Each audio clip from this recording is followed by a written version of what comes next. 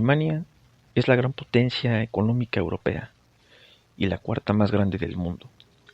Después de casi 9 años de crisis y mientras muchos países continúan con graves conflictos económicos, Berlín puede presumir, y lo hace, de un aparato económico bien engrasado y de perspectivas a corto, medio y largo plazo mucho mejores que la mayoría de sus socios comunitarios. En Alemania, el desempleo apenas supera el 4.5%. La inflación, muy temida y polémica en este país, está más que controlada en el entorno del 0.3%, por debajo del nivel de la Unión Europea, y su Producto Interno Bruto per cápita supera los 44.000 euros, más del doble que hace algo más de 3 décadas. De esta manera, Alemania es la locomotora continental, la reina de las exportaciones y para muchos, a ambas orillas del Atlántico, el modelo a seguir. No siempre fue así. A principios de la década de los 50, el Times de Londres hizo una expresión, milagro económico alemán, para intentar ilustrar con palabras lo que los números eran incapaces de hacer. Sus cronistas buscaban plasmar cómo un país destrozado por la guerra, con millones de muertos, ciudades derruidas, el 20% de las casas desaparecidas y en medio de un cambio radical, había logrado en apenas un lustro la proeza económica más impresionante de los últimos años. Sin embargo, la palabra milagro no hace justicia a lo ocurrido en la Alemania occidental de la posguerra. Se trató sin duda de algo muy extraordinario, pero no hubo intervención sobrenatural de origen divino, sino todo lo contrario. La impresionante recuperación económica de un país destruido se explica por la adopción de las medidas necesarias en el momento más crítico. Berlín puso en marcha las reformas y leyes más duras cuando hacía falta. Se arriesgó contra la opinión de la ortodoxia dominante, bajando impuestos, liberalizando y eliminando controles para generar crecimiento, en lugar de esperar a que éste llegara para empezar a reaccionar. Y desde entonces ha hecho algo similar, en por lo menos 2 ocasiones más. Una vez que fue reunificada y en la víspera del inicio de la crisis económica de 2007, mucho antes que el resto, cuando nadie lo pedía, pero más necesario era el cambio y la visión de futuro. El milagro alemán fue, y es en realidad, el esfuerzo diario de millones de personas preocupados por generar, no gastar más de lo que ingresan y hacer lo que sea necesario para que los precios no vuelvan a dispararse nunca más.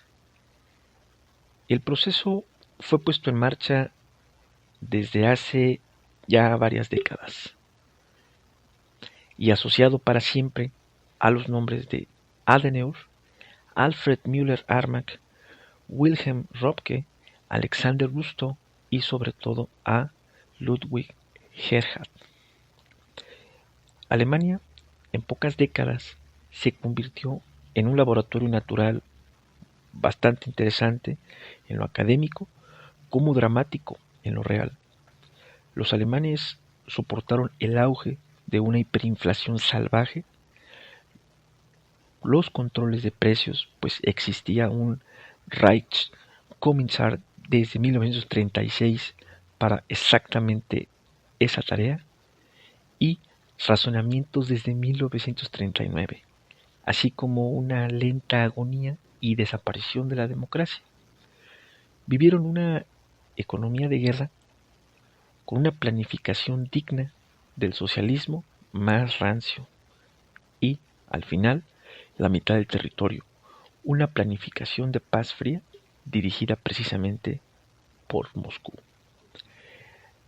Hasta que en el verano de 1948, las reformas puestas en marcha por Gerhard, designado por el canciller Konrad Adenauer y bajo la supervisión del general Lucius de Clay, para intentar una reconstrucción desesperada y la multimillonaria ayuda estadounidense, generando una de las transformaciones más impresionantes de la historia económica moderna. Las primeras medidas se centraron en la política monetaria. El hundimiento de la República de Weimar caló muy hondo entre los ciudadanos. Antes de la Primera Guerra Mundial, la lira italiana, el franco francés, la libra inglesa y el marco germano mantenían un valor muy similar y se cambiaban por 4 o 5 dólares. Una década después, en 1921, una lira, un chelín y un franco se podían cambiar por 1 billón. Esto quiere decir 12 ceros de marcos, algo a lo que nadie estaba dispuesto. La desaparición de la divisa alemana ocurrió a lo largo de un lento y dolorosísimo proceso.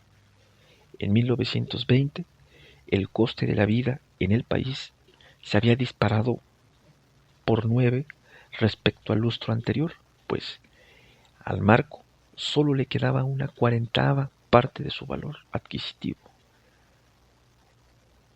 Como explica Adam Ferguson en Cuando muere el dinero. La inflación generó miseria, hambre y caos. Causó miedo e inseguridad, incluso a aquellos que ya habían sufrido demasiado. Fomentó la xenofobia y promovió el desprecio por la autoridad y la subversión del orden público. La corrupción llegó donde nunca antes había llegado y donde no debería haber llegado jamás. La inflación fue el peor preludio posible, aunque con varios años de distancia de la Gran Depresión y de todo lo que vino después.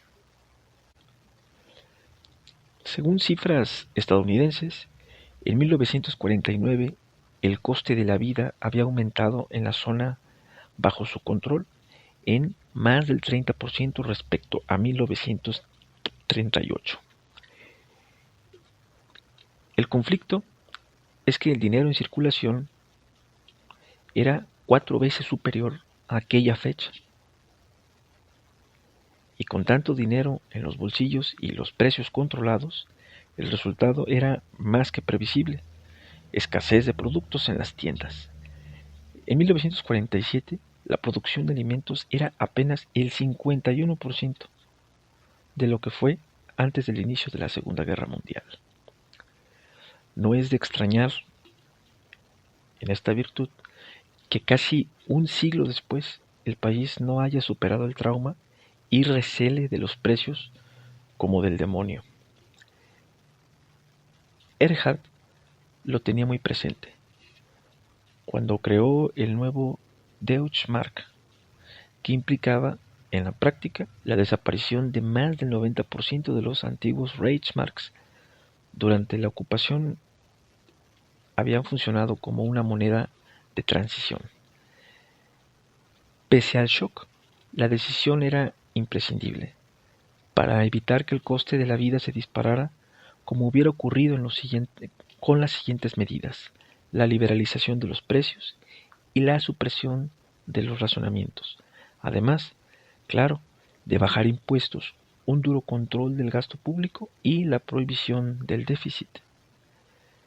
La Confederación de Yalta, del 4 al 11 de febrero de 1945, estableció la división en 4 zonas del territorio alemán. Sobre el papel serían administrativamente y políticamente independientes, pero en teoría, y especialmente tras la reunión de Potsdam, se negoció que, al menos económicamente, se trataría de que funcionasen como una unidad.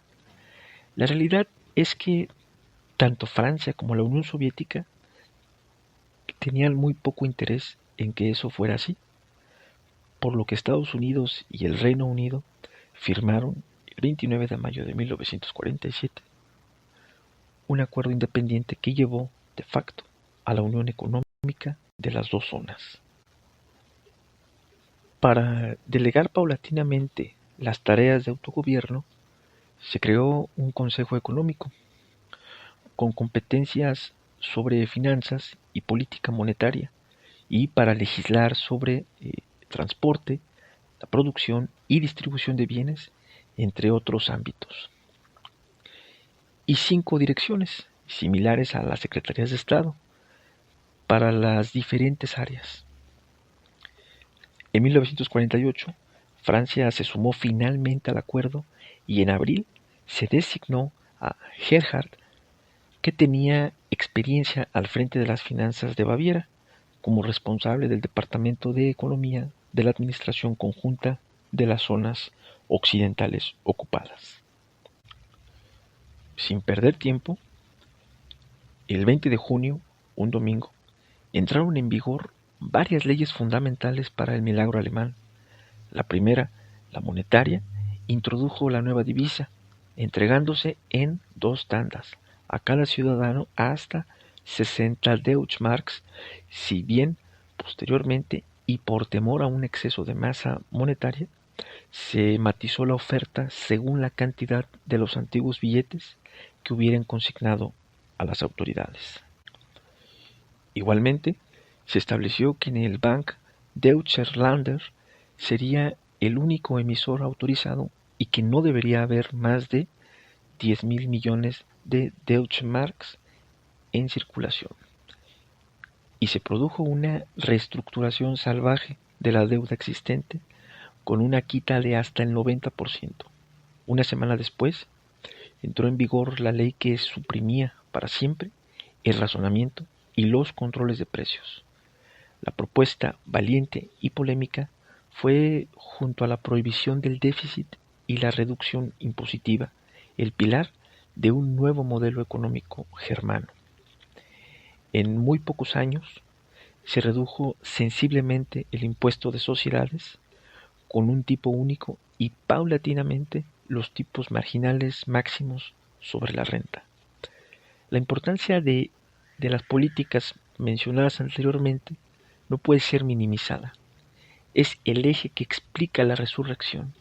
De la noche a la mañana, Alemania pasó de ser una economía planificada a una en proceso paulatino pero irreversible de liberalización. Las decisiones no fueron fáciles. El periodista Edwin Hartrich recogió una anécdota esclarecedora. En un encuentro entre Clay y Gerhard, el general estadounidense señaló que sus asesores económicos le decían que las políticas aperturistas alemanas eran un grave error, a lo que Gerhard, cargado de ironía, replicó: "No les haga mucho caso, mis asesores también piensan eso". Pero los efectos fueron inmediatos e incontestables, en cuestión de días e incluso de horas. Una vez que entró en vigor las nuevas disposiciones, las tiendas volvieron a ofrecer lo que durante meses había estado disponible solo en el mercado negro. Las empresas volvieron a tener alicientes para vender, las fábricas para reabrir y los empleados para trabajar.